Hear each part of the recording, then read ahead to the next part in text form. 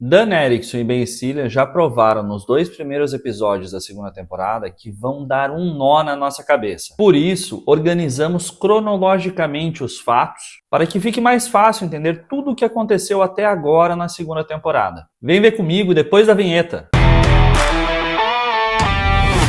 Fala, meus queridos, eu sou o Diogo Alpendre e seja bem-vindo a mais um Viu Comigo. Que loucura, a série está pegando fogo! E vem nessa viagem esmiuçar tudo sobre ruptura junto com a gente. Então aproveita, se inscreve no canal, já deixa o seu like e ativa as notificações para não perder nada do que nós vamos publicar daqui para frente. Vamos juntos nessa loucura chamada ruptura! E como a dona Apple tem lançado tanta informação também nas diferentes redes sociais, não esquece de seguir o nosso perfil severance.ruptura no Instagram, onde nós publicamos tudo o que sai sobre a série e ainda muitas dicas, curiosidades e teorias. E obrigado por sempre acompanharem o canal. E falando nisso, nós lançamos o grupo de membros aqui no YouTube. E já agradeço a Vera Verinha por ter sido a primeira inscrita no nosso grupo de membros, que agora apoiam diretamente o canal para que nós possamos melhorar ainda mais o nível de qualidade de conteúdos que nós trazemos para vocês e a quantidade de vídeos que saem toda semana. E então, já temos 2 episódios.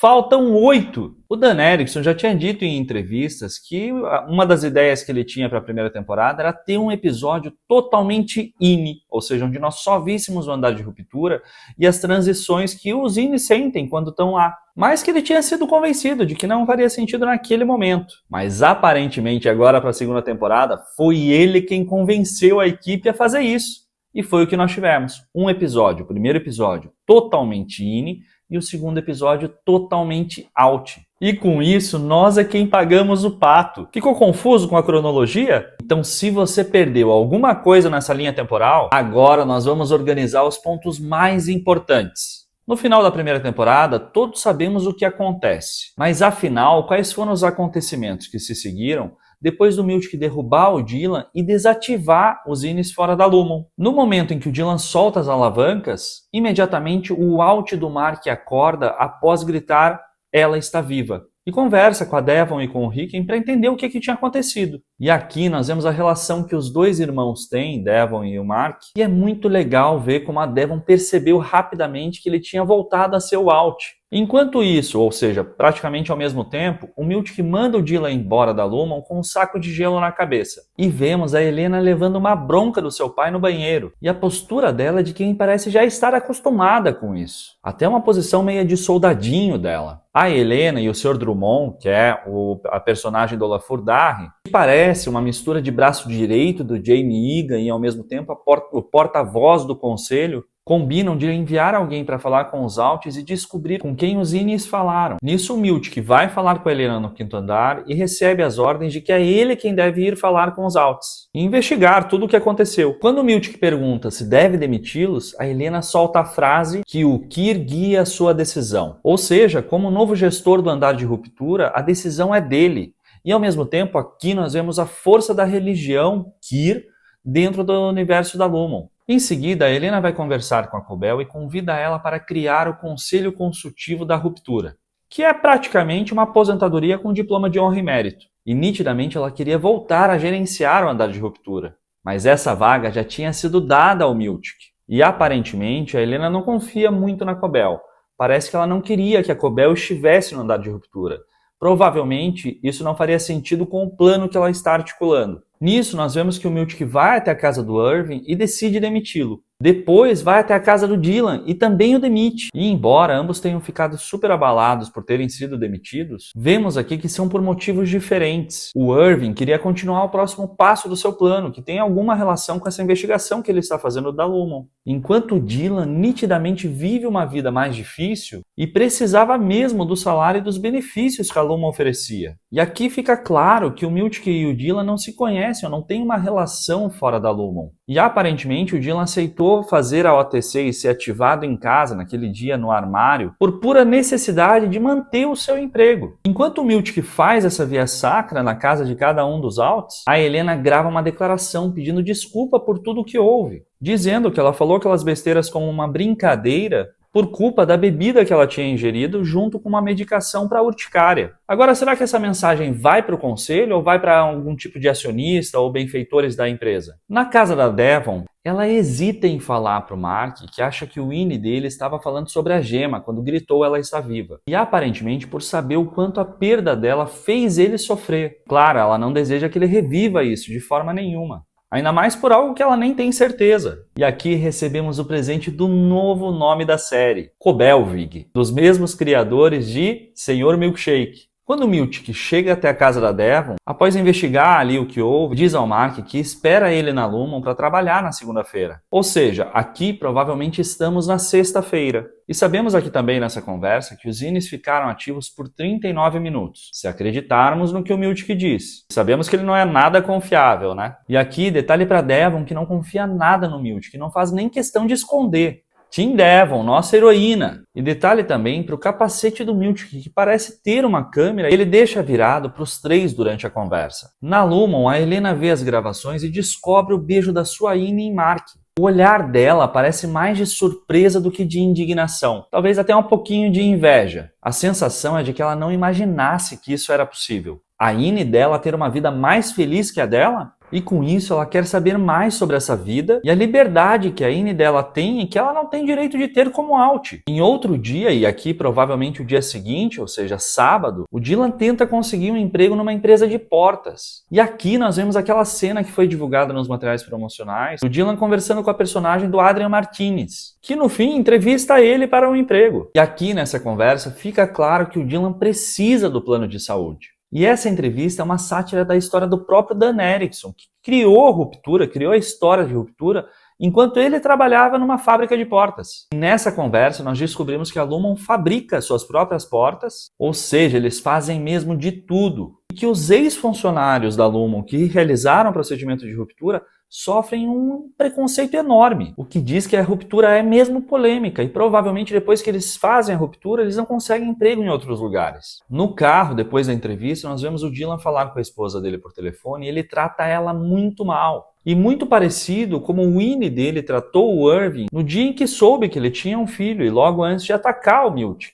Ou seja, esse sentimento, essa raiva está dentro dele. A diferença é que o Winnie não tem tantas preocupações como o Alt e por isso não revela isso com tanta frequência. Em paralelo, o Mark encontra a Devon no Pips e ela dá a entender que quer eliminar a dúvida de que o Winnie dele falava sobre a Gemma quando gritou ela está viva. E o Mark fica indignado, comenta que ele teve que identificar o corpo dela e que tem certeza que ela está morta. E nessa conversa nós sabemos que a Gemma teve o corpo queimado. E talvez por isso a senhorita Casey só utilize roupas com mangas compridas, mais fechadas. Nisto, nós vemos que o Sr. Drummond estava ouvindo toda a conversa deles. E detalhe para o temperamento diversão tatuado na mão dele. À noite, o Irving vai até um telefone público e liga para alguém, dizendo que o seu Innie entendeu o recado. E vemos que é o Burt quem espiona o Irving. Aqui será que o Irving estava deixando um recado para a Regabi? Ou talvez para o próprio Burt, que achou suspeito ele bater na porta e gritando o nome do Burt na casa dele, e agora resolveu investigar. Nisto, o Miltic vai até a casa do Mark, com um arranjo de abacaxi e tenta convencer o Mark a voltar para a Lumon, aumentando o salário dele e usando a chantagem emocional. Obviamente, o Sr. Drummond informou o Miltic de que provavelmente ele ia sair da Lumon, porque ele disse isso para Devon no Pips, e o Miltic rapidamente agiu. Na segunda-feira, Halle Miltic, o Sr. Drummond e a Natalie acompanham a chegada do Mark na Lumon, que decide voltar a trabalhar. E aqui nós descobrimos que o Miltic, em 48 horas, conseguiu arrumar um reserva do exterior, que seria o Dario, italiano, e 2 funcionários da filial 5X, que Mark W contou que faliu, e que seriam, obviamente, Mark W e a Gwendoline Y. Ou seja, eles são funcionários reais da Lumon. E um detalhe muito importante dessa conversa é que a Halle diz que eles só precisam que o Mark volte a trabalhar tempo suficiente para concluir o arquivo Cold Harbor, que nós sabemos tem a ver com a Gemma, que está lá no andar de testes. E é aqui que os 2 episódios começam a se misturar. Neste momento, o Mark entra no andar de ruptura. Vai até a seção de bem-estar enquanto vemos no fundo um possível chefe da segurança. O Mark descobre que não existe mais bem-estar. Depois ele vai até o MDR e encontra os funcionários novos. E em seguida vai falar com o Miltic na sala dele e conhece a Miss Huang. Ou seja, se o Miltic teve 48 horas para encontrar os funcionários novos do refinamento de macrodados, ele também teve 48 horas para encontrar uma Miss Huang. Por isso, ele deve ter ido buscar ela em qualquer faixa de pedestre em que ela estivesse trabalhando. Mentira, ela certamente veio do mesmo lugar que a senhora Casey veio na temporada passada. E assim, 5 meses se passaram em 2 dias. Sabemos que o Miltic trabalha muito, a primeira temporada mostrou isso. Mas essas 48 horas para ele devem ter sido um inferno. Mereceu. E aqui fica claro que o Irving e o Dylan são dispensáveis. O que a Lumon quer é o Mark. Agora, o fato de precisarem tanto que o arquivo Cold Harbor seja concluído é uma incógnita. E vemos o Mark enrolar e não trabalhar nesses próximos dias. E se formos analisar, a última vez que nós vimos o Mark realmente refinando um arquivo foi no episódio 4 da primeira temporada. E era o arquivo Dornville ou Drainville, naquele episódio em que a Halle descobre a foto com o mapa do Pete. Enfim, no primeiro dia o Mark conhece os novos refinadores, outro dia o Mark decide sabotar o Mark W, colocando um bilhete no bolso do terno dele. Mais um dia o Miltic decide denunciar o Mark em frente a toda a equipe por tentar sabotá-los, e o Mark corre tentando falar com o conselho através do intercomunicador. E eu sempre achei que o Miltic pergunta para o Mark por que ele odeia tanto a equipe nova com uma certa mágoa. E é claro, é porque foi ele quem escolheu aqueles colaboradores, aqueles funcionários. E aqui o Mark deixa claro que quer a equipe dele, a equipe antiga dele, para que ele possa voltar a trabalhar. Neste mesmo dia, o Mark sai logo em seguida, às 9h15. E mais tarde, o Miltic vai falar com a Helena e com o Sr. Drummond e nós vemos a gravação do Mark tentando falar com o conselho. E o Sr. Drummond confirma que vão dar a equipe dele de novo, inclusive a Halle Ar. E aqui a Helena parece incomodada e com medo de ter que deixar a Ine dela voltar para o andar de ruptura. E o Sr. Drummond diz que o Mark não vai concluir o arquivo sem eles, sem a sua equipe antiga. E com isso, o Miltic volta a contratar o Irving e o Dylan e dá-lhe arranjo de abacaxi para todo mundo. No outro dia, que provavelmente seria quinta-feira, o Mark chega para trabalhar e vê o Mark W sendo demitido após 3 dias, gritando um palavrão, o que dá indícios que talvez ele tenha ido também no show da June na primeira temporada. E na sequência, nós vemos os outros 3 refinadores entrando no andar de ruptura e descobrimos que as salas adicionais, aquele espaço que o Jude monitora, que o Dylan tem o armário 23, o Irving tem o armário 4 e a Halle o armário 16, 2 ao lado do Mark.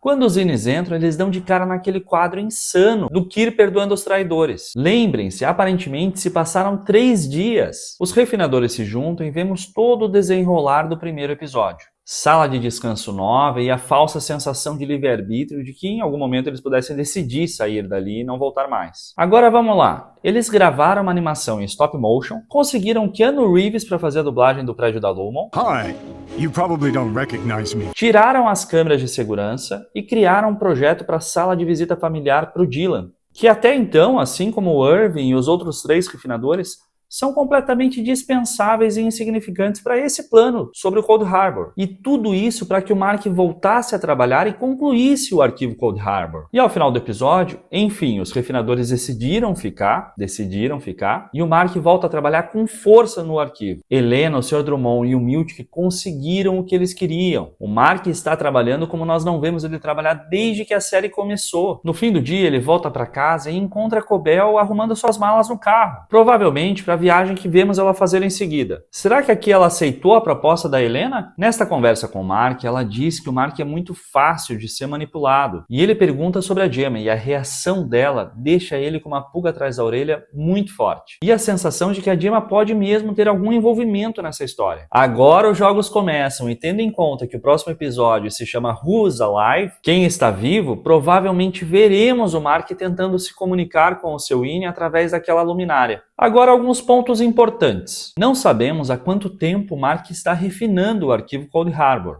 embora na imagem da Gemma apareça lá 25 horas. Portanto, provavelmente ele teria começado quando ele voltou para Lumon no primeiro dia, quando os 3 refinadores novos estavam lá. E se ele precisa concluir esse arquivo e ele já está em 68%, isso não deve demorar muito mais. Portanto, algo vai deter o Mark de continuar. E provavelmente será a busca pela Gemma pelos outros departamentos. Já que com 75% de conclusão do arquivo, o Mark deve ganhar um prêmio. E provavelmente seja o Hall Pass que permite que ele ande pelos corredores da Lumon. Além disso, ficou muito claro que nós tivemos um primeiro episódio em que praticamente metade dele foi cortina de fumaça para nos distrair, que nós fomos enganados pelos engenheiros da reforma da Lumon sendo que o objetivo era só fazer com que o Mark voltasse a trabalhar. E agora que nós sabemos que o Mark é o ponto focal dos objetivos da Lumon, que os demais são substituíveis ou até mesmo insignificantes para o objetivo da Helena, talvez vejamos o Miltic ocupar o Irving e o Dylan e deixá-los felizes para que o Mark continue sendo produtivo. Para mim, essa situação torna o papel deles um tanto quanto coadjuvante para o restante da história. E espero mesmo que eles não percam espaço em tela e consigam conquistar mais relevância nos próximos episódios. Embora tenhamos visto uma possível festa de aposentadoria do Irving, que aparece naqueles materiais promocionais. Ainda é certo que a Helena não deixaria o corpo dela nas mãos da sua Ine, ainda mais tendo a oportunidade de investigar diretamente o que eles viram lá fora e com quem eles falaram, enquanto eles estiveram fora da Lumon, e assim assegurar o segredo da empresa. Portanto, é provável que nós veremos mais Helena dentro do andar de ruptura. Outro ponto que para mim ficou um pouco desconexo é que a Helena que aparece nessa segunda temporada é muito diferente do que nós vemos, das poucas imagens que nós vemos, da arte dela na primeira temporada. Quando ela faz o tour com o Miltic no segundo episódio, não só ao nível da confiança da personagem, mas a reação que ela teve antes do procedimento de ruptura com o Miltic, e mesmo nas escadas de segurança, parecem destoar um pouquinho dessa Helena, que é a soldadinho da Lumon que nós vemos na segunda temporada. Talvez não tenham passado naquela época o contexto exato da Helena para Brit Lauer, para que ela pudesse criar a personagem da forma mais adequada, ou então podemos atribuir este fato de que desde que ela fez a ruptura, ela tenha aumentado o seu envolvimento na Lumon, e com isso ganhado mais protagonismo e também crescido como personagem.